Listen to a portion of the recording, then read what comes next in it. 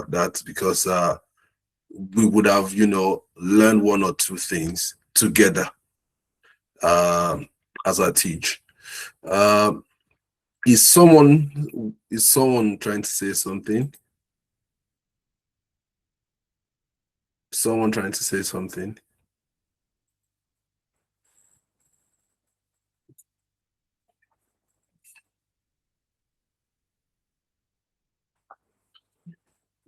Yeah, good afternoon, everyone. Yeah, I'm Yeah. Ololade. I'll just highlight some of the things I've gotten since this meeting started, especially last month when we met. We spoke about misconception quietly destroying them, and I know these, a lot of these we visibly see in most of our relationship, if not with our spouse or even people we work with, our friends, and all of that misconception we can to meet, not taking responsibility and leaving others to I'm not to take the responsibility, like not saying sorry, saying why should I say sorry, and who in any way is not able to say sorry. We are meant to say sorry when we wrong each other, but having this mentality that who am I to say sorry? You should be the one saying sorry, not seeing fault in ourselves, but depending pointing fingers at others most of the time. So that's one of the things I could uh, you've highlighted, in most of our meetings, and avoiding communications. I know most of the time we tend to avoid communications, like okay, like the one that is saga that is currently going on the social media, the malice things, the king of malice and all of that. We tend to want to punish each other, not knowing that we may not be doing physical abuse, but we are emotionally torturing our partner or whoever we are keeping malice with, or giving that silence treatment. So those are one of the things we've mentioned here, and I know you've really dealt with. Just want to mention that along the way for others that are just joining us as well. That's what I have to say. Right. Oh, I want to really appreciate that contribution. But see, the table you've just shook now is something that I have been having conversation with people about. I mean, the recent saga that is happening between Frank and wife and Chike, and also, I would just say, just in addition to that one, honestly speaking, the three of them need help from a professional standpoint. Now, the three of them need help. So you can't blame Frank, you can't blame Chike, you can't blame the wife. The three of them actually need help. All of them are victims in this situation. So it might not be a victim of what is happening now, but all of them at some point are victim of something that has happened in our life. And I'll continue to say this. Whether we like it or not, there are three things that marks who we become, who we have become, and who we are going to become. And those three things are your nature, your personality, yourself. Number two is your nurture and your environment, that where you grow up. And the third thing that marks who you will become and what you will become is your significant emotional experiences. That's why when things happen to us that hurt us, that make us feel bad, it is not good to sweep it under the carpet, because whether you like it or not, it's defining who you will become or who you are becoming. So let's try as much as possible not to sweep those things under the carpet. I don't want to say too much, but from professional standpoint, the three of them need serious help. With that being said, I will just want us to go straight into what really concerns us today, because I don't want to, waste too much time, you know. And I'll just show a video in the process. The video is what we then launch us into what we want to talk about today. Excuse me. The video is what will launch us into what we want to talk about today, because the video is more or less like the genesis of everything we are talking about today. So I'll show you an agenda, what we'll be talking about before I show you the video.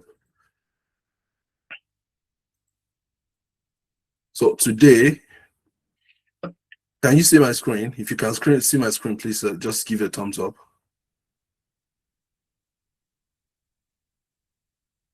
Any other person can see my screen? All right, thank you. Thank you very much. So today we will be dealing with 6 major things, and the last thing is just a challenge for us to go home with.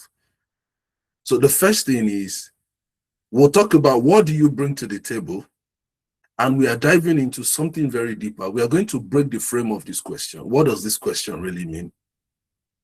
When people ask it, from which standpoint? So we'll break the frame of what do you bring to the table. So we'll talk about when people ask this question, what do you bring to the table? What do they really mean? What are they really getting at? Then we'll talk about who really owns the table. Who does the table belong to? Because if you ask me, what do you bring to the table, is a question that is pointing at someone owning the table.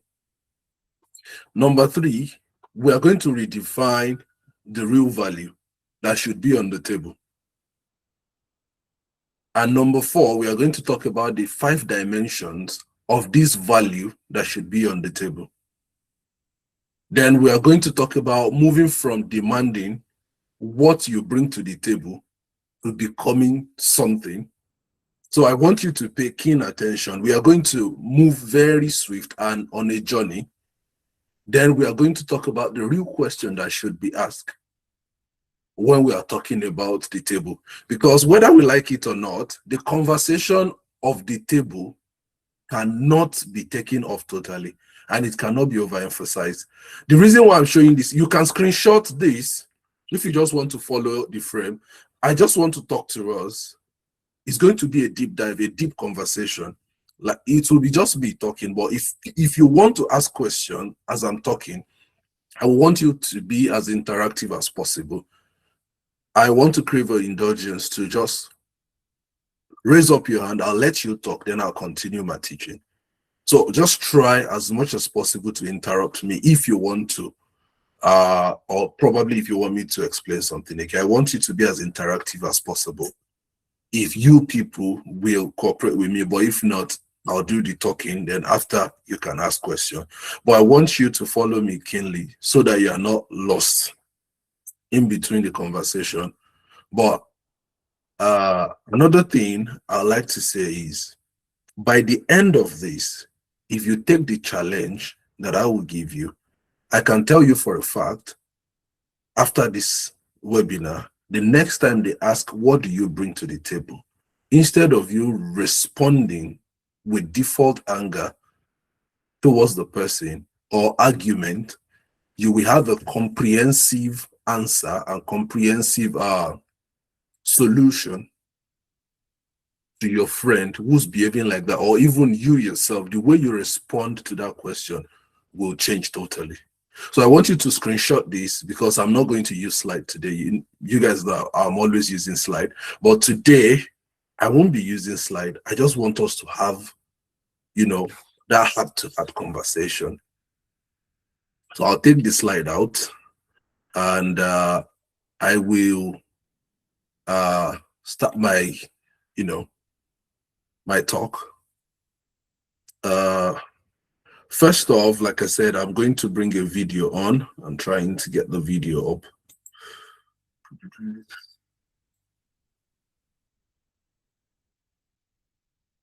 Just bear with me a second.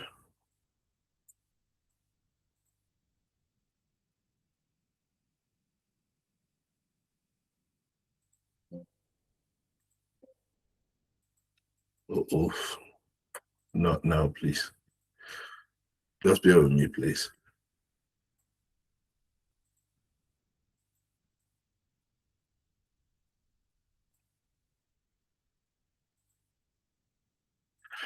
Okay.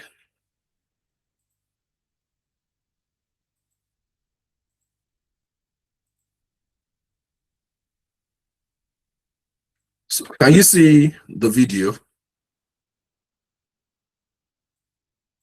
If you can see the video, yeah, thank you. Yeah, so I'll play it, then we'll pick it up from there. What do you bring to the table? What do you want me to bring on the table? You see? What do you want me to bring on the table? You see? This is why. I can't bring anything on the table. My husband has to bring everything on the table.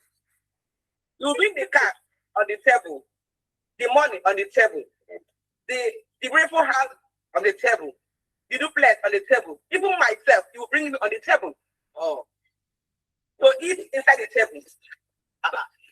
So I'm not bringing. Yeah, I'm not meant to bring anything on the table. I'm meant to help to eat what is on the table. Next week we'll continue our discussion because I have to eat what is on the table. See.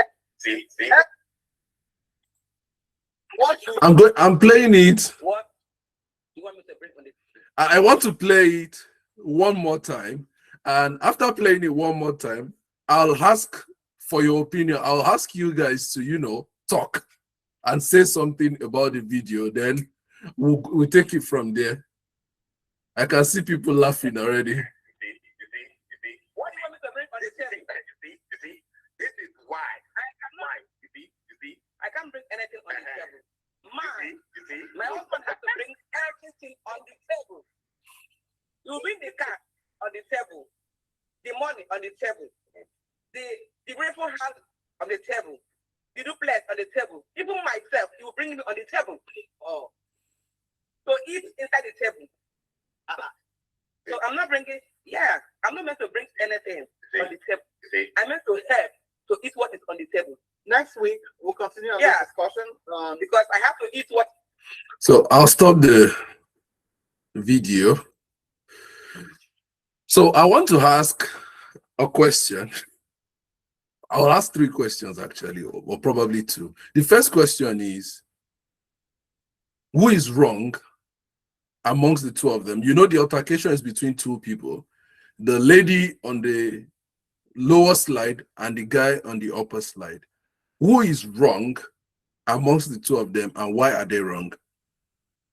Question number 2 is, are they both giving the right reaction to the question the moderator asked? Then number 3, I want your own opinion of what should have been done in that situation. So please, quickly, because we are racing against time, I just want you to speak quickly. If you want to talk, anybody that wants to talk, you can just unmute yourself and say what you need to say. The floor is open. Hi, it's me again, Ololade. Yeah, I feel that there's a wrong mindset with the lady involved. She does not want to bring anything to the table. She just wants to eat and enjoy herself from what is on the table. I'm like, do you want to kill another man's son, another woman's son? As in, because if you say you just want to eat everything on the table, you want him to do everything, and before you know it, he has health issues and all of that because he's trying to be the alpha and the omega, the provider for his household. I feel that there should be a balance to it. I think there's a wrong mindset with the lady. She has to have a paradigm shift in her mindset with respect to that. Because why would you say you just want to eat what's on the table? I feel there should be a contribution which you're bringing. So if you ask me, the lady's mindset is wrong. However, we couldn't hear from the man. So I think the man was just saying, you see, like trying to emphasize on what the woman is saying that is wrong. But however, the man was unable to express himself. So we can see even he himself has a right mindset when it comes to this table and what we bring and all of that. So for the lady, I think she needs a lot of training, her mindset is really the mindset, the ideology she's coming with to that marriage or in that marriage is not good, and it will always cause problem and issues in that marriage if she continue with that mindset. I think that's what I have to say for now. I'll leave the floor for others to make their contributions. Thank you very much. Thank you very much. Honestly, there's no wrong answer. Feel free to speak your mind. Just feel free to speak your mind. Just someone is Good unmuted. You can afternoon. go ahead. Good afternoon. Yeah, good Stanley by name. Yeah. Yeah. So I feel, according to the video, or should I say from the woman aspect, all she actually, how do I even say it? What she feels like, she feels what she brings to the table is all herself. But I believe a woman can bring a whole lot to the table beyond looks or finances. She can bring loyalty, emotional support, peace, understanding, maturity, encouragement, and good communication, and most especially, genuine partnership. So I feel a good woman adds value to a man's life. true respect, care, consistency, and the ability to stand by him during both and difficult times. So she Mm. can also bring ambition, intelligence, most especially discipline and willingness to grow together. So when the woman says, when they comes up with this kind of conversation that say they will bring themselves to the table, I think it doesn't sound well. So I believe the woman actually has a whole lot to learn. Thank you very much. Thank you very much for your I want one more person to say something before we fire down.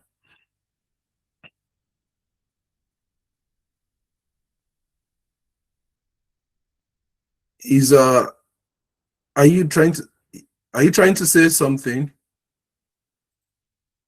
I think someone gave a thumbs up now. Yes, Kayode did. I don't know if you have something to say. Right. Oh, I can see someone in the chat box says she's a human parasite. Well, okay.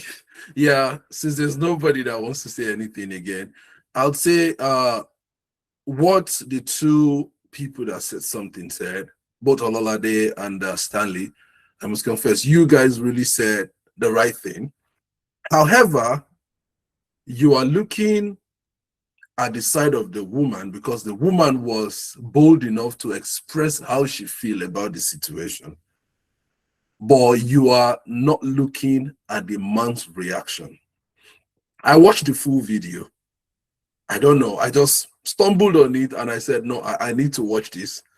So I watched the full video and some other video of the same reaction. The man is looking at her from a particular lens, not just the lens of, I need to talk. He's saying, now you see. The you see there is talking about him trying to say, I told you they don't have anything to offer. Because I can't bring the whole video here. And it's a live distance. Before I started screen recording, the other part I've left. So I'm trying to bring the full picture into the video now. The guy was saying they don't bring anything to the table. They don't contribute anything to whatever it is. So the woman answered by saying, I should not bring anything. As a matter of fact, just like any of us would say, or I've heard so many people say, I am the table. If you are the table, then what should we put on it? So a lot of time we give answers that are not correct to that situation. Is the entirety of the question wrong? What do you bring to the table as a question? I don't believe it is wrong, but the context to which people ask it is what we want to look at. Then we shift the perspective to the right way and how it should be looked at. So, talking about the question, what do you bring to the table? When people ask that question, a lot of people ask that question because they want to use it against the person they are talking to. It's weaponized. So there are two things that characterize that question in the negative part, because there's also the positive side of that question. Imagine if you're in a relationship with someone, it is important to ask the value the person is adding to the relationship. And it's important to ask that question so you can synergize things together. When it is asked constructively, you will know. If someone is asking to demean, you will know. So I'm going to break it down first this way. What is the table? If you want to put it in the chat box, I'm throwing the question open now. What is the table itself? Because if you say, what do you bring to the table? At least we should know what the table is so that we know what to bring to it. In order not to waste our time, I think nobody is really typing. Now, what is the table? The table is the relationship itself. The table is the marriage itself. The table is the family system and the family structure itself. That's the table. So if you ask, what do you bring to it? So a lot of people when they ask the question based on the fact that, no, don't let me get ahead of myself. We'll soon get there, but don't let me get ahead of myself. So when people ask the question in a malicious way, there are two things involved when people ask, what do you bring to the table? Number one is how they use the question as a weapon against the person they're asking it from. And number two is how the person responds to it based on what is inside of them too. So when people ask it to weaponize something, they use it to judge other people. Just to let them know that, no, you are not a person. Especially when you see people, they call some people baddie. When you see a baddie now, a lot of people seeing a beautiful girl who dress nice just assume she doesn't have anything to offer except a good body structure, which is in its entirety very, very wrong. So people will ask, aside your nice shape, what then do you bring to the table? And this person might be the one with the best content on the table. If you will remove the lens of judgment and weaponizing, what do you bring to the table? A lot of people ask that question as a measure to compare. So when some people ask it in a, at the early stage of a relationship, you're in a talking stage and you're asking me, what do you bring to the table? Are you trying to compare me with someone that you've just left your relationship with? Are you trying to compare me with your ex? Are you trying to benchmark me? Some people use it to diminish people. Are you trying to ask me, what do I bring to the table to let me know that, no, I am nothing? Then some people ask that question for control. When they are weaponizing, what do you bring to the table as a question, some people use it for control, just to show the person they are talking to that we are not in the same league. We are not at par. So when you say, what do I bring to the table? The first thing you should observe in the person asking the question is the person asking the question from the standpoint of wanting to really know, or are they trying to drag me into whatever quagmire they've created? So a lot of people ask that question to judge, to compare, to diminish, or to control, to show that they are superior to you. And on the other side, there is a downside to the question too. When they ask you, what do you bring to the table? I'm talking about myself now. It's impossible for you to ask me, what do I bring to the table? And I will flinch, or I will resolve into arguing and shouting and trying to defend myself. Because the moment you start defending yourself, when they ask you that question, is a sign that you are questioning your own worth too. I know that stings, but that's the truth. If you ask me, what do I bring to the table? I look at you and I smile. The first thing is I want to see the person asking me that question. Are you asking me from the position of someone who is trying to demean me, diminish me, control me? Or are you asking to know? If you're asking to know, then I will ask you to, this question. Okay, you're asking me, what do I bring to the table? Let's first understand, what table are we talking about? Because a lot of people that have asked the question too, they don't even know anything about the question. They just ask because it has become a popular question. And in itself, a lot of people ask, especially my gender. The male figure are the ones that ask the question the most. And most of the time, when men ask the question from a lady, they are not really looking for the answer. Most of the time. Like in the past 4 weeks from our last event, I've been watching series of videos online. I came across this and I know I was going to talk about this. And I started watching other videos online just to get a perspective or different perspective of what people think about it. And what I'm coming across is a lot of people using that question as a weapon against the person they're asking. Now, When they ask you and you feel bruised, or you think, oh, they touched your ego, is a sign that you feel they are trying to prove your worth. And in itself, that question is creating insecurity in you. Why? Because it's exposing your internal gaps. If you have a phone and I ask you, can I see your phone? You don't need to get defensive. You easily show me your phone. Then why is it that if I ask you, what do you bring to the table, you get angry and you get agitated? It's a sign of emptiness on the inside too.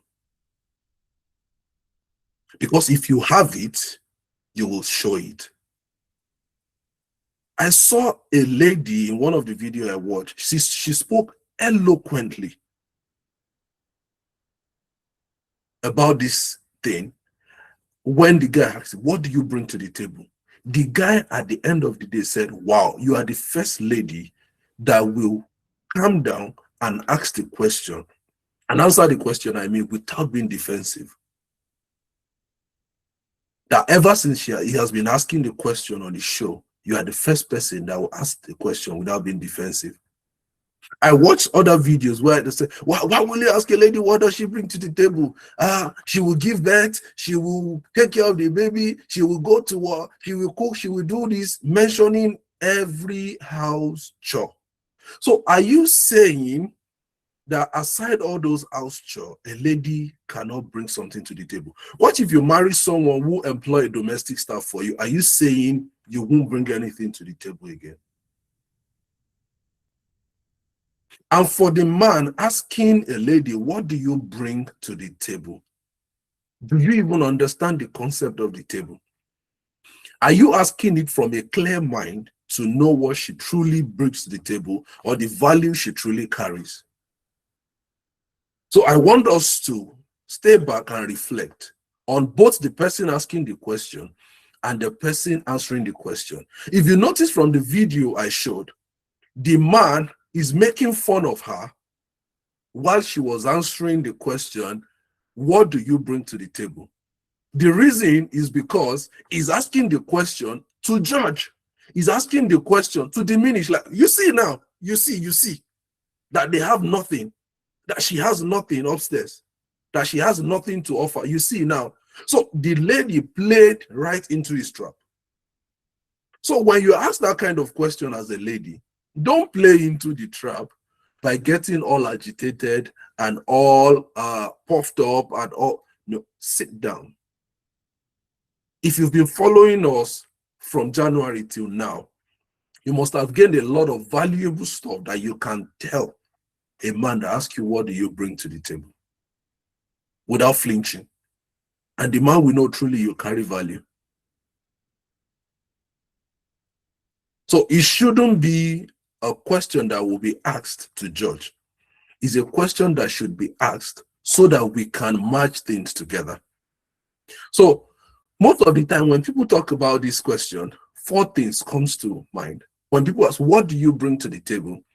Most of the time, people talk about money, they talk about their looks, they talk about their status, they talk about their vibe or how they, synergize with people. Oh, I am very good with people, I have people skills and everything. But my question is, can money in itself build a relationship?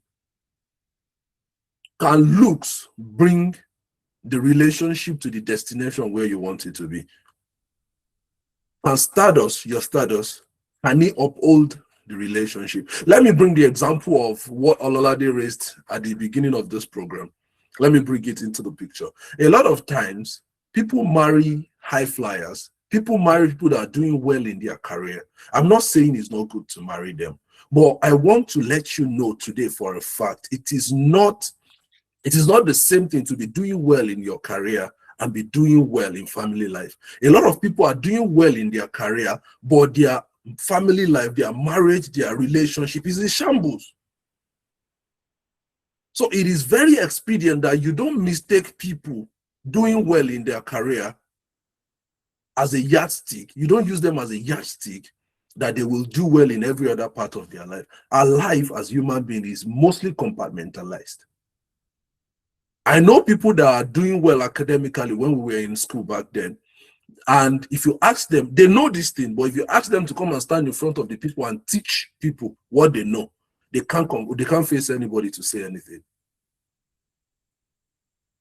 It all boils down to what you know. It all boils down to knowledge. We all go to the university for 4 years, for 5 years, for 7 years, depending on the course that you're studying. But at the end of the day, how many years have you spent studying relationships, studying marriage? A lot of people, I was telling someone yesterday, I said a lot of people are wishing for good marriage. Not everybody want and need a good marriage. When you wish for something, if wishes are horses, beggars will ride. So the fact that you wish for it to happen to you doesn't mean it will happen to you until you start taking steps that will make or align that thing to happen in your life. So a lot of people want marriage, but they cannot pay the price for what they need. So a lot of people wish for marriage. They wish for good marriage. They wish for a good husband. They wish for good children. They wish for a good family. They wish for a stable family, but they are not ready to even pay the price to have it. All these 4 things that I've mentioned, money, look, status, vibe, everything I've mentioned, none of them in itself, in its entirety, is capable of holding a relationship together. They are just a tiny fraction of what brings a relationship or what makes a relationship stable. Money is good. It makes relationships sweeter. But even with money, are you saying Frank Edoho is not rich? Are you saying Chike is not rich? Dysfunction is dysfunction. When you have emotional problem, when you have psychological instability, emotional instability, it will show in how you relate with people. Irrespective of how much you have in your pocket, irrespective of how beautiful you are, irrespective of how handsome you are as a guy. Is Chike not handsome? Can't he get any single girl out there to marry? Loladi has dragged me into this thing. I don't want to enter this matter, but I'm just trying to let us see that most of the time, when we look at money, we look at looks, we look at status, when people say, what do you bring to the table? These are the 4 things that comes to mind, or 4 major things that come to mind, aside other things. A lot of people even mention sex. So you mean, don't let me shake that table, but I will say the longevity of any relationship or marriage is dependent on what you know about each other. What you don't know, you can't do. What you don't envision, you cannot leave it out. There's a video I just did, but I've not posted it. And I was given the cheapest way for anybody that grew up in a dysfunctional home. If you grew up in a dysfunctional home, the probability that you will have a dysfunctional home too is almost very huge until you do something different. And how do you do something different? You have to see something different from what you have been seeing all your life for you to do something different. If you can't see it, you can never become it. If you don't see it, so if you have that kind of problem, the best thing for you to do is to see something different, to see something better. That's the only way out of it. But if you cannot see anything better than what you've been seeing all your life, you will come back to that same point and you will do exactly the same thing everybody is doing. Haven't you seen an environment where they don't get married? One person will just impregnate another person and impregnate her. Before you know, that's it. That's the end. And you will notice that it will be so much in that area that the only people that will not fall into that pit might not be up to 2 people. Out of 30, 40, 50, 100. I know as I'm saying it, you are picturing some environment where you're growing.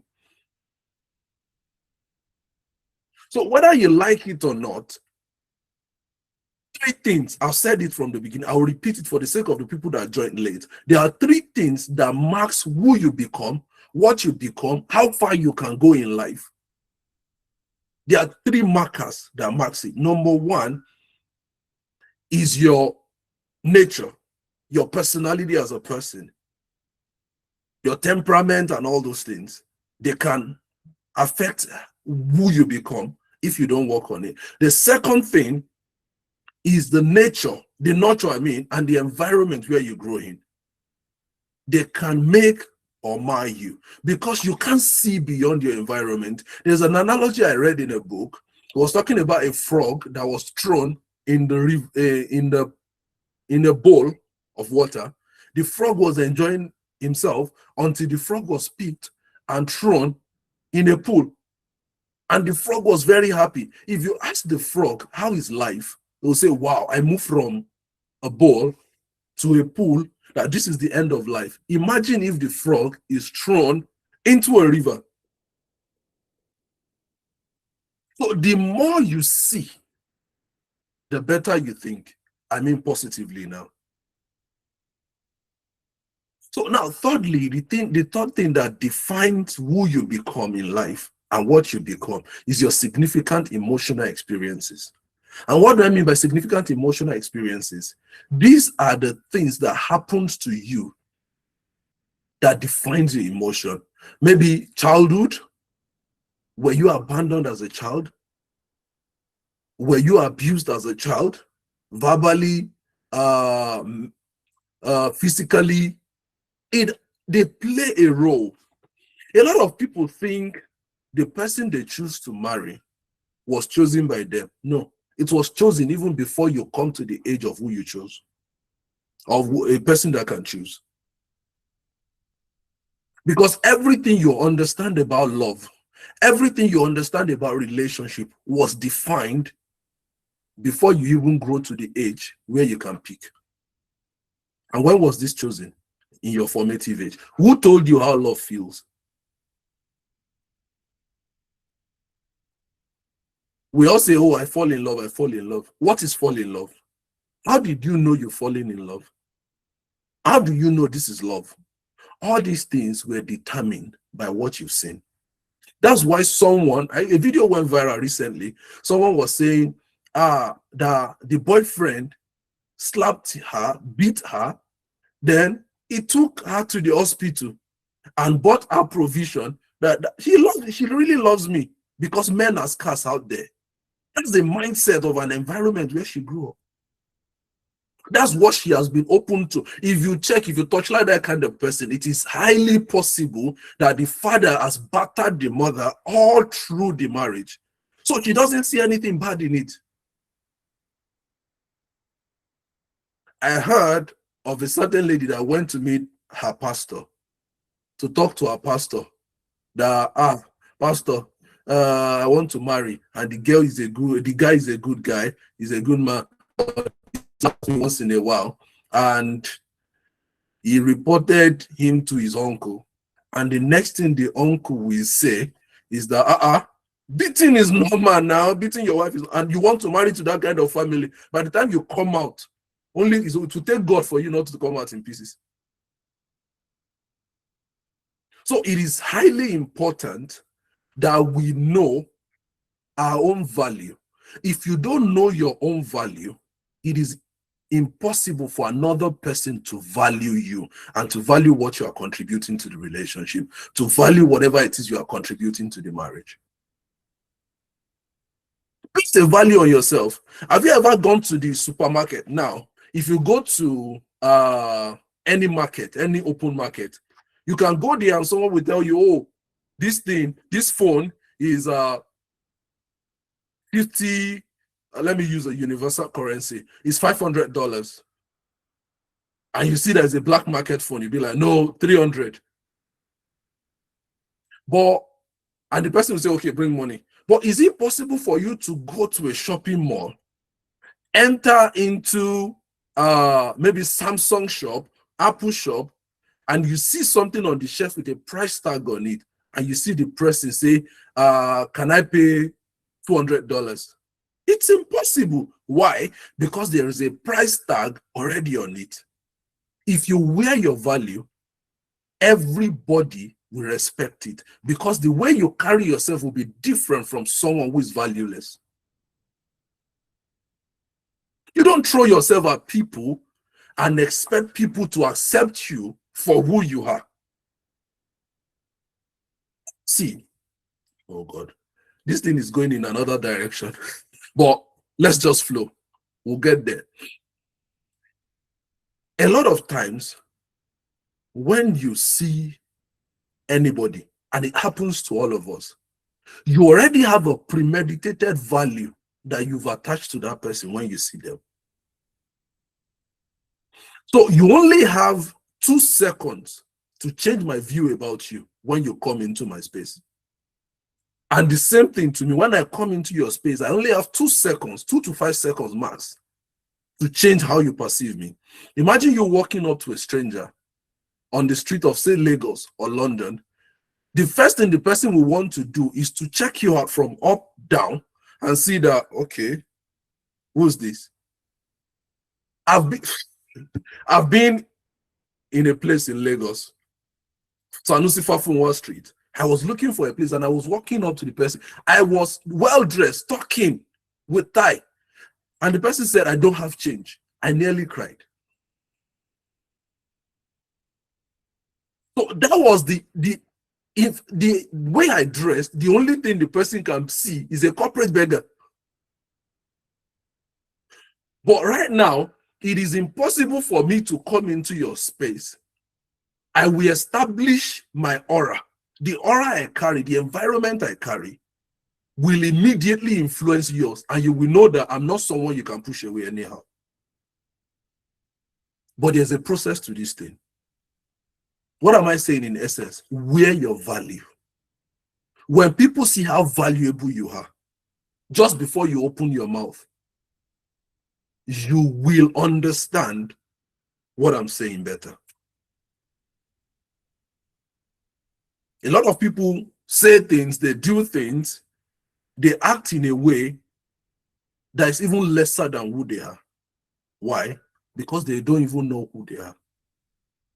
The first question I want you to ask yourself now is, who am I? You know, in traffic, we used to ask, once you bash each other, they say, who are you? Who are you? Do you know who I am? Is a question that a lot of people need to sincerely ask themselves. Do I even know who I am? Do I know what I'm worth? So when people ask me, what do I bring to the table? I don't get agitated, because I know I bring more than money. I bring more than my look. I bring more than my status. I bring more than my vibe. I am a changer. I'm a world changer. There is no way you want to speak less of me that it will affect me. You know, I was talking with some group of people like last week, and I told them, I said, if you call me stupid, if you call me foolish, I only laugh. Because I know you are not describing me, you are describing yourself. Okay, let's practicalize it. If you say useless, if you say, oh, I am useless, if someone said I am useless, flip it around. It means less use, right? So you are only describing yourself because you are using less of me. I will look useless to you. That's your fault, because you don't know how to use me. In the hands of another person, I am useful. And this is a deliverance. This is a mental deliverance for someone. They've talked you down. They've made you feel small. They've made you feel like you cannot amount to anything. It is because you've accepted it. The day you stand up and say, no, I am something, I'm a destiny with 2 legs going somewhere to happen, that's the day a man will stop asking you, what do you bring to the table? And you feel agitated, because you will tell him head on, this is my value, this is how I do, this is what I do. A lot of people don't even have a tag on them. And what do I mean by a tag? What standard do you live by? If you don't have consecration, if you don't have, sorry for using the word, consecration is an English word, it's not a biblical word or anything. But if you don't have some do's and don'ts that let them put knife on your neck, you cannot do this thing. People will not respect you for who you are. So you need to get to that point in your life where people know that, no. In my office, I have a friend, a very close friend of mine. He was running late to the office. And he told me, he said, Seun, could you please clock in for me? I'm just 10 minutes around the corner. I said, don't worry. I don't mind staying with you 10 minutes extra at work so that you can clock out at the time you are supposed to clock out. But clock in for you, I can't do it. It's against my value. He got angry. He didn't greet me for a couple of days. He came round later, and I didn't say anything. He came around later and said, why would you not clock in for me, blah, blah, blah. And I told him, I said, point blank, it's my value. If you really like me and you respect me, you will respect my value system. I have a non-negotiable value. I have a non-negotiable value and have a negotiable one. What are the things you know that, no, these things are non-negotiable for me? Those are the things that will stand you out. But if you shift your goalpost at every man or woman that come in your life, you become whatever they want you to become, they will ridicule you. Because you don't stand for anything. You need to truly stand for something for me to see you as something.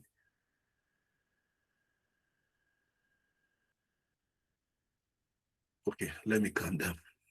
I'm going too hard, right? If I'm making sense, just let me know. I love the fact that I'm seeing reactions here and there. I like that. It makes me know that someone is listening on the other side. Now, it brings me to the second thing I said I was going to address. Who really owns the table?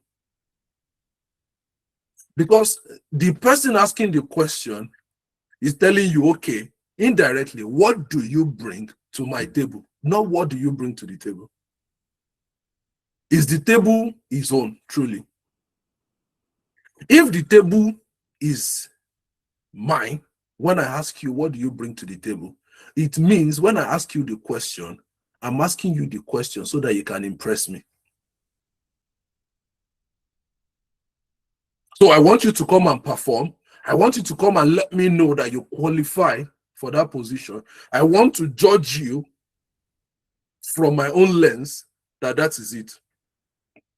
I want to know if you are worth coming into my life or you are not. That's what the table is all saying. So if you ask, what do you bring to the table? That's it.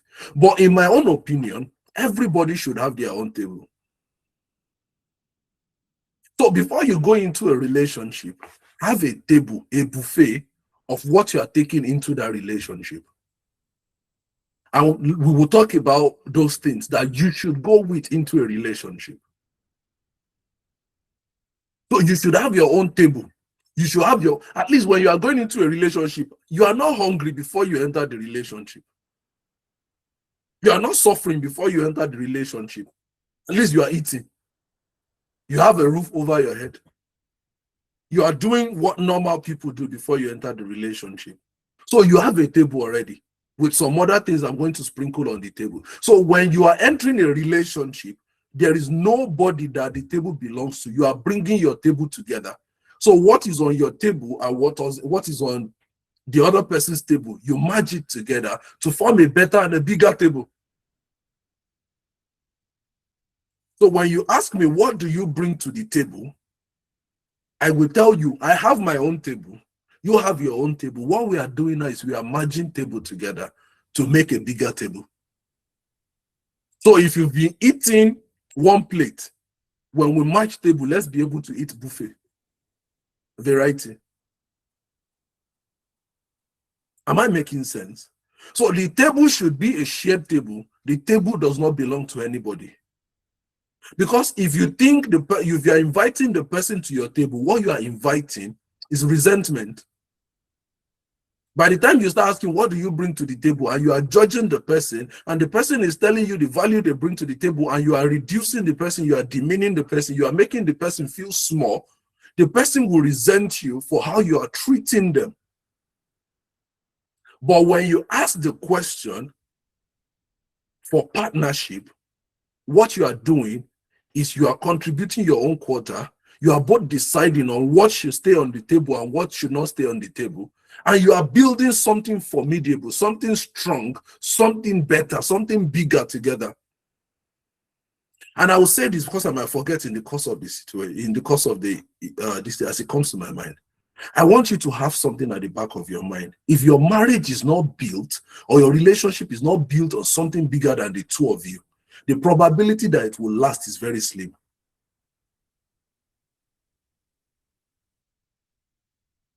There is something I read a long time ago when Bill Clinton was still the president of America. Hillary Clinton was the wife. And the two of them were in power. Obviously, they are popular. Now, Bill Clinton cheated as the sitting president of the United States. And people were expecting the wife to announce a divorce or to scatter the whole thing, to come out and speak. And time passed. She didn't say anything. So one day, you know, news, press people, they cornered her. And they asked her, why is it that you've not spoken about the event? Why is it that you are not filing for divorce? Why is it that you are not doing this, that? And she said something very significant. She said the reason why we got married is bigger than what he did. So if the reason why you are getting married is not bigger than the two of you, at the end of the day, you will get to the end of the marriage. Why? Because the reason why you got married has finished. So if you are getting married, if you are entering a relationship because you love money, because the person is rich, what if the person is not rich tomorrow? The marriage ends. If you are getting into marriage because you need sex, honestly, if you don't have self-control as a single person, marriage will not stop you from cheating. Remember our case study. I will not mention it again. Are you getting married because of children? Well, immediately you've given birth to all the children you want to give birth to. You shift your attention from your husband or from your wife on the children immediately, and the person will not be worth anything. And that's the beginning of the end of the marriage. But if your marriage is built on something bigger than the two of you, if it's built on a bigger vision, if it's built on a bigger goal, if it's built on something that is bigger in existential, something that is bigger than your existence, something that is bigger than your existence. Let me give you an example. When you are getting married to someone, you are the foundation of another generation to come. So when you are picking who to marry, you are not picking, or when you picked who you have married, you are not picking just your own husband or your own wife. You are picking an ancestor for your children unborn. So when you have that at the back of your mind, that every trait you exhibit is being passed down as most of us used to talk about an ancestral curses. Most of us here that are married now, we are now ancestors. So decide today if you will leave curses or blessings for your children yet unborn.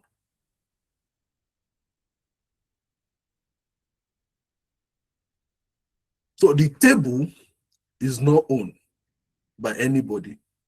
The table is a shared table. It's owned by the two of you. So when people ask you, what do you bring to the table? You'll tell them, do you mean our table? That's when you are in a talking stage and someone is getting to know you and say, oh, what do you bring to the table of this relationship? You'll tell them, the table is our table, not anybody's table. So let me know what value you bring. What thing do you bring? I'll tell you what I bring. Then we'll look at it together. Then we'll construct the table together. Remember from the get-go, I said the table is the marriage. The table is the relationship. Because most time when people ask these questions, it pushes people to pretense. A lot of people end up pretending to be who they are not. Why? Because they want to fit in. So imagine you're asking me, oh, what do you bring to the table? And I have made my research about you. I know you want high-flying lady, you want this, you want that, you want a man who is rich, who is handsome, who is wealthy. That's how some people end up marrying a narcissist. Now, I will say this. I want to use a color code now. Imagine you are a red. I mean, your character, your personality is red. And because you know people are marrying blue more, so you now start becoming blue. I'll use a live example, just listen keenly. And you now start becoming blue, and you start exhibiting the character of a blue. Now, a man that really wants red will walk past you and not even say hi to you. Because you're already showing the character of a blue. Now, a man that wants blue will think you are blue. He will now marry you. After marriage, you now become red. Now you are not asking, why is it that you have changed? Why is it that you are causing problem in this relationship? It's simply because you are not true to yourself. So in that situation, if the person asks you, what do you bring to the table? You will fight. Why? Because you pretend to be who you are not just to get the person, forgetting the fact that the grace you use to attract the person is different from the grace you will use to keep the person. A lot of people cannot keep who they want to marry, who they wish to marry, sorry. A lot of people cannot keep who they wish to marry. So you need to work on yourself to the point where you know that, okay, you want to marry a president. There is a way you should carry yourself. I know most of us here are Nigerian. Look at Tinubu's wife. That woman is a politician extraordinary. She's in another league. There are some state governors that cannot stand shoulder to shoulder with her. She knows who she wants to marry, and she measures up to the character, to the value of that person. How many first lady have we had in this country? There is a particular one that used to disgrace the husband with English. I won't mention names. But I must say, grow yourself to the level of the kind of man or woman you want to marry. Don't be a disgrace to yourself. I was talking to a friend of mine who is going to gymming every day so that she can slim down, because she believes if she's not slim, no man will marry her. And I told her, what if the man loves slim and you marry and you give birth to your child and you become fat? Number one, you will lose confidence in yourself, because you will feel, oh, he will not like me again. So you'll be the first person to start judging yourself even before the man judges you. That now I'm not slim again. Now he might not like me again. The moment you see him checking Instagram and he's solving Instagram and you see a slim lady like this, you get agitated. And there are some people that like them thick and big. But because you are deceiving, you want to conform. Am I saying you should not keep fit? Rara, keep fit. It's good. But what I'm saying in essence is, don't become who you are not. Embrace your strength and work on your weakness. And embrace it with your full chest. So when you embrace your strength, you will wear it. Anybody that sees it will know that truly this person has it. So it is best. Something is coming to my mind now. Marriage is like, let me just drop it. Marriage is like you employing someone to work in your company. And a lot of people that are married today, I've met people, and I mean I've met people. A lot of people that are married today, if their husband or their wife should come to them for employment, even they will not employ them. But they married that person because they are frustrated and they needed a man at all cost.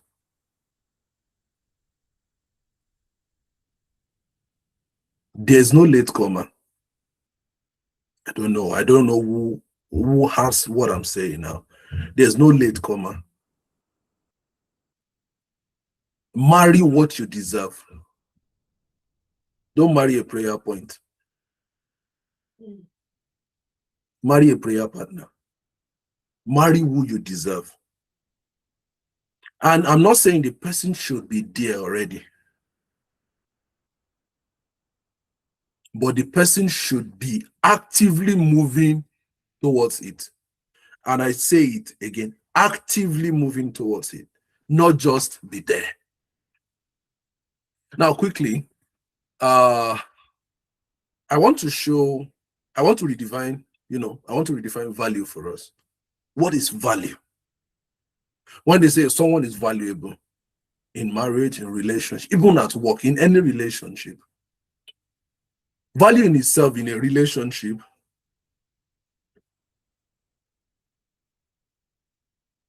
value in itself, sorry, give me a second.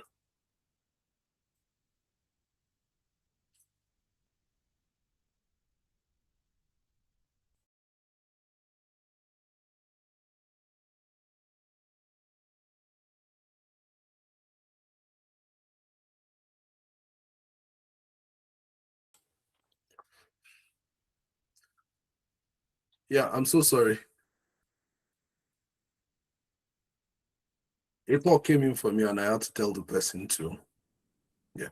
So what am I saying? Value in relationship is measured by what you consistently contribute to the stability, to the growth and experience of that relationship, or experiences that the person feel in that relationship. In other words, the value you bring to the relationship is what we say, or is what will determine the experiences you have in the relationship. So if you are not enjoying the relationship, check the values you brought in or the value the other person is bringing. So I want to divide it into 5 parts. What value you should bring and what value should determine what the table really is. 5. Number 1 is internal development. Number 2 is relational value. Number 3 is structural value. Number 5 is capacity.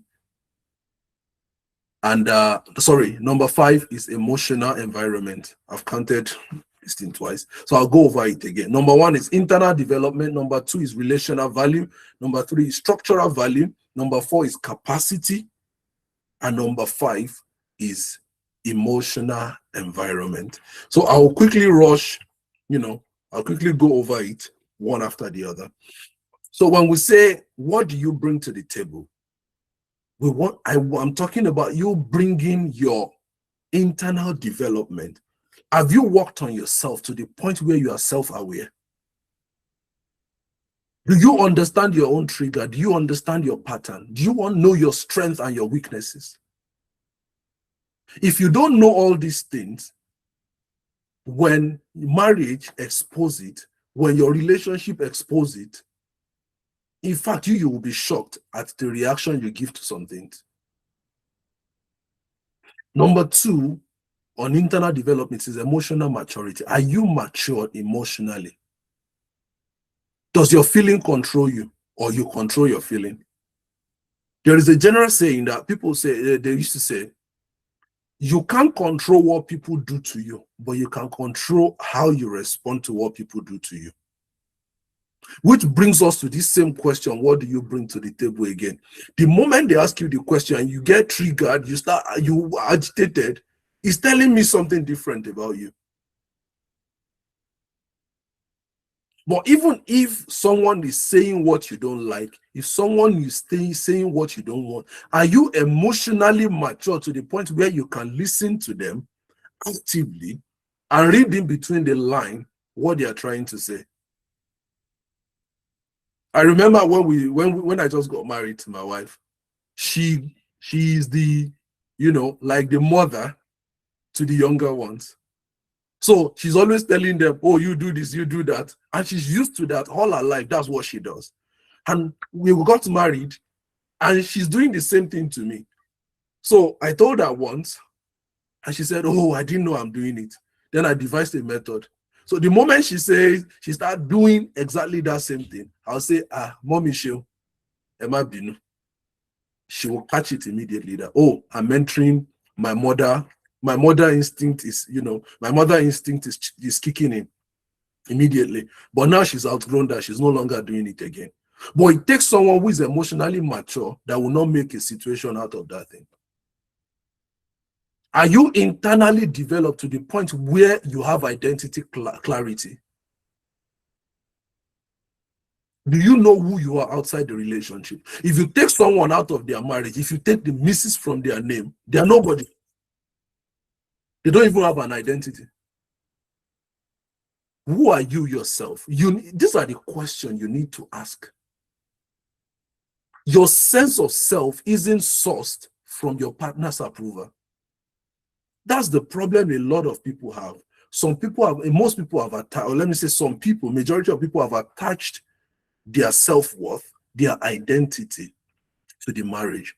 Being married doesn't mean you should give away your individual. It is two coming together to become one. You are becoming one, not the same thing.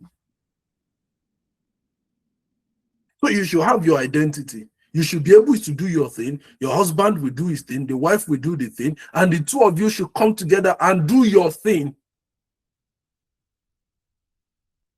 The same way I won't drag my wife to my office and she won't drag me to hers. So she's doing her whole life. I'm doing my own life. When we come together, we do our life.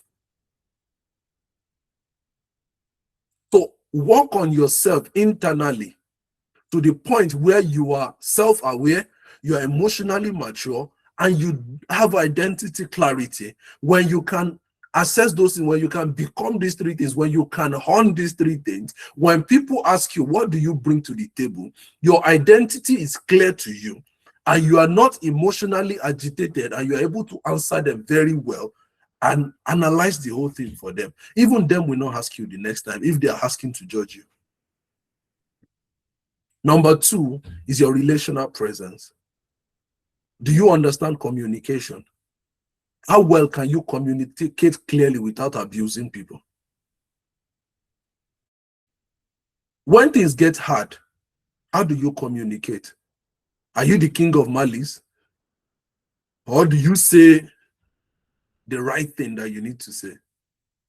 Do you act the right way you need to act? So communication is key. And when we talk about communication, a lot of people think communication is just about talking. Communication is beyond talking. You have to practice active listening. And active listening is not just about you looking at the person and listening to the person. No. Some people are hearing, but they are not listening. You can hear, but you are not listening. Active listening is about you sitting down, listening to what the person is saying, making note of what the person is saying. And sometimes, after the person has stopped, without you interrupting the person, after the person has stopped, you now come back and say, do you mean to say that this, and this? And the person will be, oh, no, you've misconstrued what I said. This is what I mean to say. Are you present when people are communicating with you, or you are listening so that you can reply?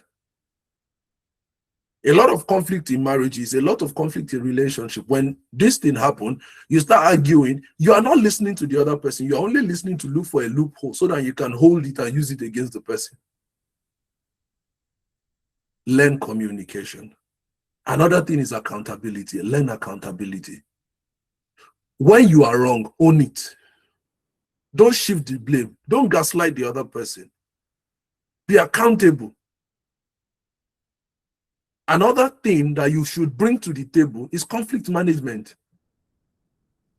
And one of the major questions that you should ask in your relationship, in your marriage, is how do we resolve conflict? There are so many methods. You can reach out to me if you want to talk about this. You can reach out to me. My number is on the group chat. My email is on the group chat. You can always reach out to me anytime, any day, and be sure I'll answer. And if you want to, I think every Friday, like from this Friday now, we'll be treating, I've had like about 9 questions that people have sent in to me. So I'll start treating them one after the other every Friday. So if you want to add your own question, feel free to drop it on the group chat. If you want to make it private, there are 2 admins there. Send it to any of the admin. We are collating it. If you have any question regarding relationship, marriage, family life, ask your question, drop it there, and we will pick it up. As soon as we answer it, we will put it on the group page. It might be a video, it might be a voice note, it might be a typed answer, but you will definitely get an answer. Now, conflict management is very important. Another thing is, in relational presences, are you emotionally present? And this is something that is very, very important, because a lot of people grow up with absent parent. And when you grow up with absent parent, there's always an attachment issue. It's either the person grow up to become someone that's always needing love, and they start choking the person they are in a relationship with because they're always demanding what they lack. Or the person become emotionally detached totally, that they don't care about emotion, they don't care about presence.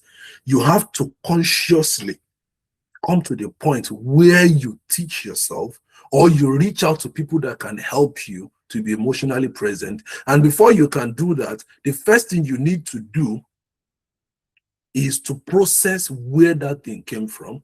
When you know where it came from, then you can now be helped out of that situation. If you're in this situation, you can also reach out. Let's talk about it. When we get there, you will get clarity. I can assure you that there are people here that have been through that thing, that have been through that situation, and now they have clarity and they are doing fine for themselves. So emotional presence is very important, but you can't separate emotional presence from what I explained earlier, from the significant emotional experience that has happened in your life. If you've been cheated on before, it will be very difficult for you to see your partner going out at a certain time, or their number is not going through when they are out. It will be very difficult for you not to think someone is cheating on you again.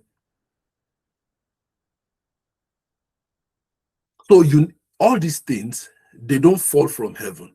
You were not born with it. You need to learn it consciously. Now, structural value. Another thing you should bring to the table when you are creating a table with the person you want to marry is structural value. And I'm talking about principle.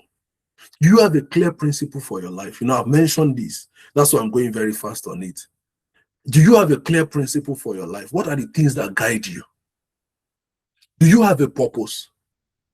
Why were you born? What were you born to do? What are you chasing? What is chasing you? Do you have a vision? Do you even know where you are going? If you don't know where you are going, as a man especially, you don't have any business bringing any woman into your life. Because if you are bringing the woman into your life, you are on a journey to where? Nowhere. So you should have a direction for your life. You should have a vision for your life. What am I doing? A lot of people don't even have a vision for the next 3 days. What do you want to achieve in the next 3 days? What do you want to achieve in the next 1 year? Some people don't even plan their year. They just follow the year and glide through the year. And yet you are trying to bring another person into your life, or you are trying to crawl into another person's life. To do what exactly? To talk about how beautiful they are, how nice they are, and how wonderful they are. It doesn't work that way. Have a vision. Who am I? Where am I going? What are the principles that should guide my life? You can't say you want to become a world changer and you will not have some principle in place that will guide your life. How many what you want to become?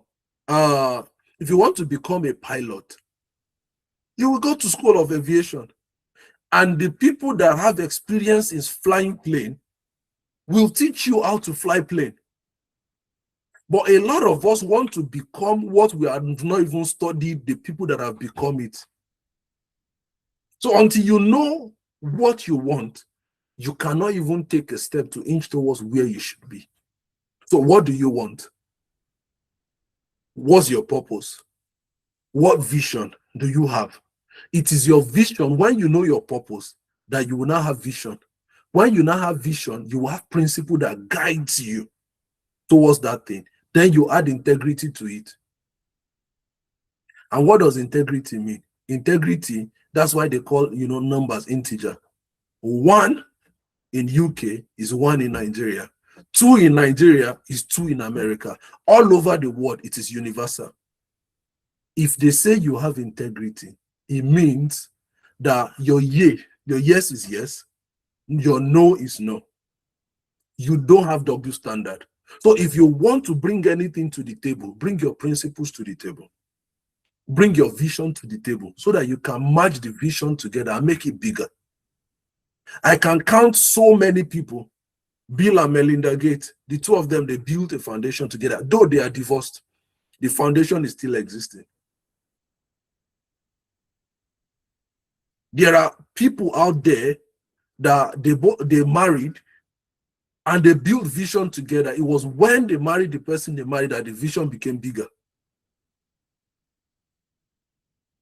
I'll use the example when Baba Adeboye, when they got married, when Bishop Oyedepo and his wife got married, things were very small. They brought vision together. Someone saw the vision, the other person supported the vision and brought their own, spice into the vision. And look at the vision today. It's all over the world. So when you are going, when they ask you, what do you bring to the table? Talk about your principle. Talk about your vision. Talk about your purpose. Talk about how trustworthy you are. What do you bring to the table? You bring your practical capacity to the table. What problem-solving skills do you have? What are you good at? Let them know you are an asset, not a crisis. Let them know you are not an additional problem to their life, but a solution provider.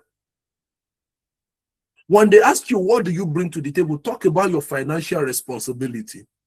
Talk about what you've done with little amount of money and how big you are. Talk about how I know some people that train themselves through school and yet they are still feeding their younger ones. And you are now asking that kind of person, what do they bring to the table? Their financial prowess will be second to none. So it's not just about having money in your account. What have you done with money? What project are you doing currently? Imagine you meeting a man or you meeting a lady and you talk about, oh, I'm working on this thing now. I need to work with this and this to make this and this. When you start talking about vision, anybody under this planet Earth is attracted to vision. In fact, God cannot take his own eyes away from a vision that is well articulated. I will bring Bible into it. When they were building the Tower of Babel, even God said, see, let's go down and scatter them. Because whatever it is that they put their minds to, they will do it. So now, if you put your minds to having a good marriage, you will work on what you need to bring to the table that will make the table sumptuous and bigger and better for the two of you at the end of the day. When they ask you, what do you bring to the table? Talk about the practical support you bring to the table. Talk about how you show up in small things, how reliable you are, how trustworthy you are. Talk about those things. When they ask you, what do you bring to the table? Talk about your emotional environment. Talk about empathy. And it's not about what you feel with people. No, you're not just for people. It is about how you can put yourself in people's shoe before you react to another situation. I was talking with someone, to a client, and we were just gisting around, not a session. We were just gisting, and the person was telling me about how he just stopped talking, he just ghosted, he just do this, he do this. And the person was just talking, and I was looking at the person, and the first question I asked the person was, have you heard his own side? So, I don't need to hear his side. That's what he does. That's how he does. And immediately, I know the person is just talking from deep emotional perspective, and the person is not even looking at the other person. I've not spoken with the other person to know what the other person feel about it.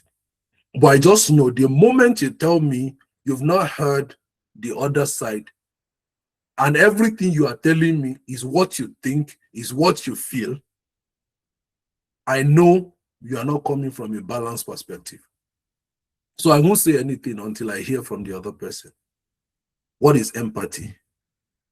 You feel with people, not just feel for people. Honestly, let me just throw this joke in.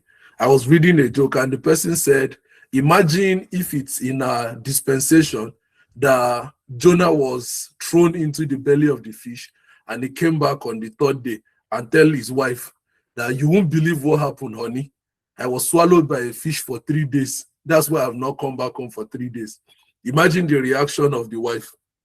Just leave it in your imagination. But when you feel, when you put yourself in other people's shoes and think about how realistic what they are saying is, the way you see people will be different. The way you understand what people do will be different. You won't just look at them and say, no, this, let me just leave that. Another thing is emotional safety. Can your partner be vulnerable with you? Can they talk without fear of judgment? You know, I was talking to, it was like a mini ladies conference, like a ladies in a group, and I was talking to them, and I was asked a question that why is it that men lie to their wives? Why is it that men lie to their ladies? And it's a simple answer. Men lie because they know you cannot handle the truth. Imagine if your husband come out to tell you that I am masturbating. What would you do? I can see some people right now. No way. That reaction will never make him to be vulnerable with you. Imagine if you have to pay for something tomorrow that is urgent. Imagine how you are going to handle it if your husband tells you 24 hours to the closing of that thing that I've not gotten the money. What will you do? Imagine them going through a tough time in their office and they've cried alone, they've done everything by themselves, and they open up to you. How would you behave? And you know one thing, for a man or a woman to feel emotionally safe with you is not something that they will just do once. You need to prove yourself over and over as someone that is worthy of that vulnerability. You must earn it. Although it's something that should come freely when you marry the right person. Another thing, what do you bring to the table? You bring peace to the table. Can people breathe easier around you and not be walking on eggshell? Do you create unnecessary chaos when people come around you?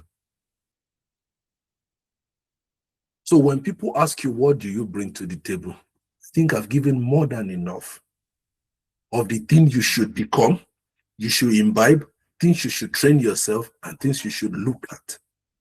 Then you can easily sit the person down and do a 1-hour talk about what you bring to the table. Weary them with your worth, not with your words of emotion. So you need to start developing yourself. You need to start, building something. You need to start growing your purpose. You need to start growing your vision. You don't attract what you want. You attract what you are prepared for. So when people ask you, what do you bring to the table? You talk about the development that's happening in your life. You talk about what you are building and how you are ready to build it alongside them if you are ready to match the table. You talk about how you are growing your purpose and what you stand for so that the person will know that you are worth something. And like I said earlier, wear your value. You don't attract what you want, you attract what you are prepared for. So, what are the questions you need to ask yourself when you want to build a table with someone? Ask the person. It might be your husband, it might be your wife, it might be your boyfriend, your fiance, your fiancée, whatever relationship you are in. Ask the person, where are we? Or where are we going to be in the next 5 years? What commitment, number two, what commitment are we making to build ourselves? What are we building ourselves into? Then what commitment are we making to build ourselves in that direction towards what we want to do in the next 5 years?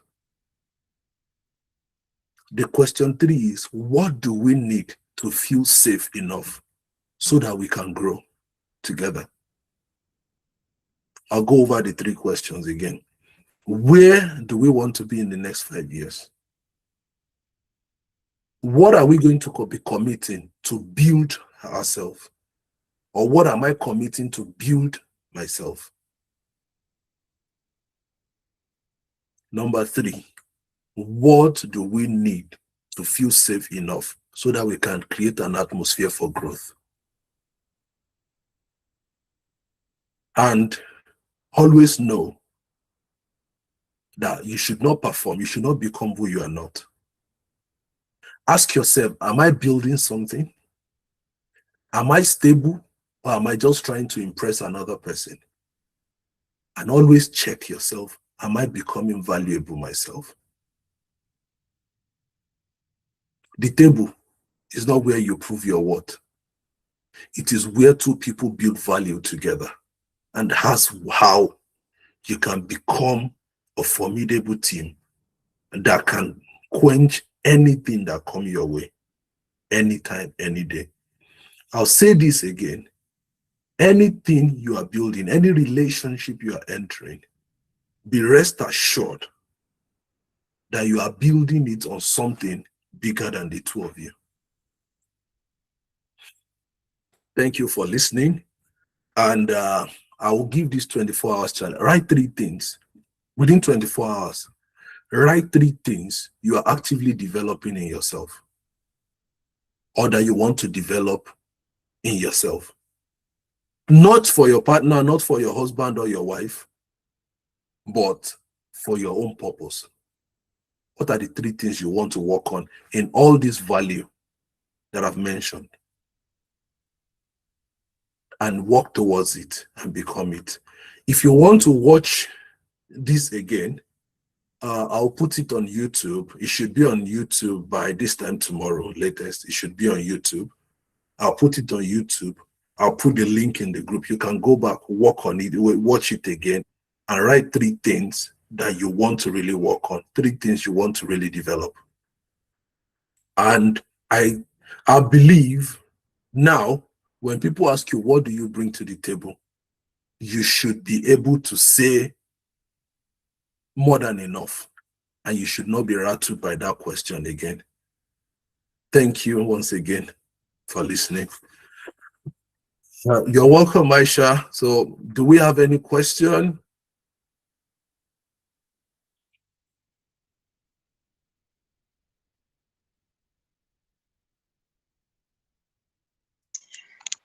All right, so what if we don't have any question now, but maybe later on, how can we pass the question to you? Are you on a WhatsApp group?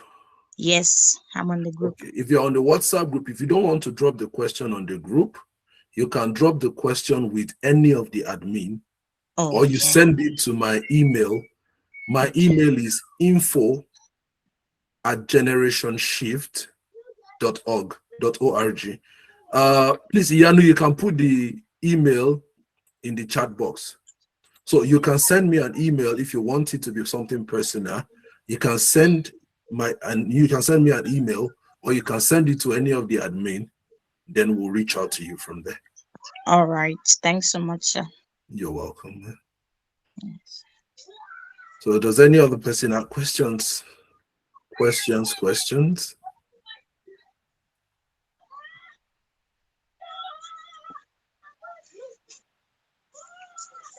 Okay.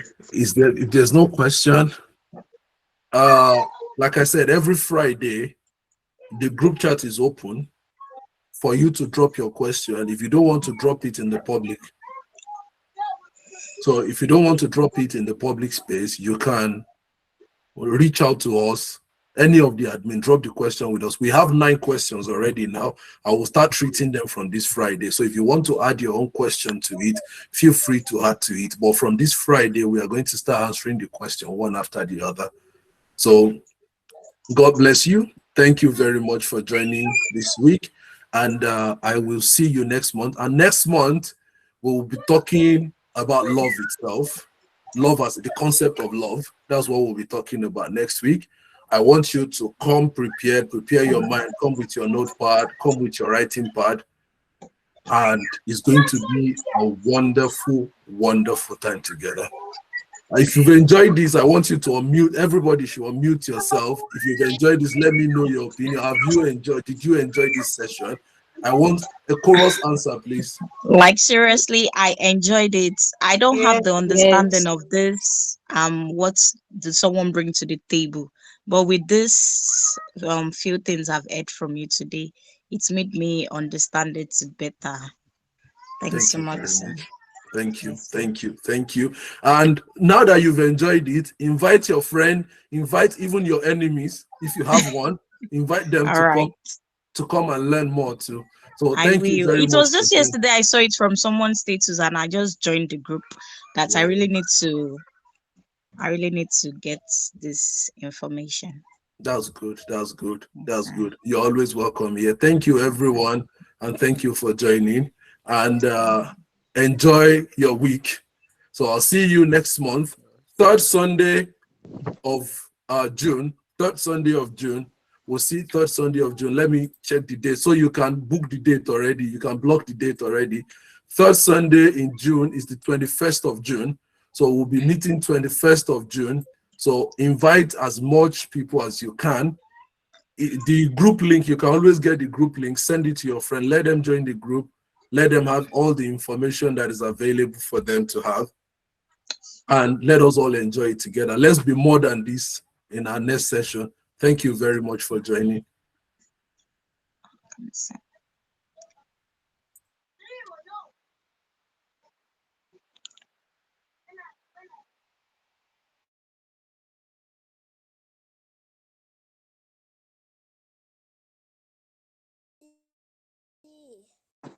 What's the meeting?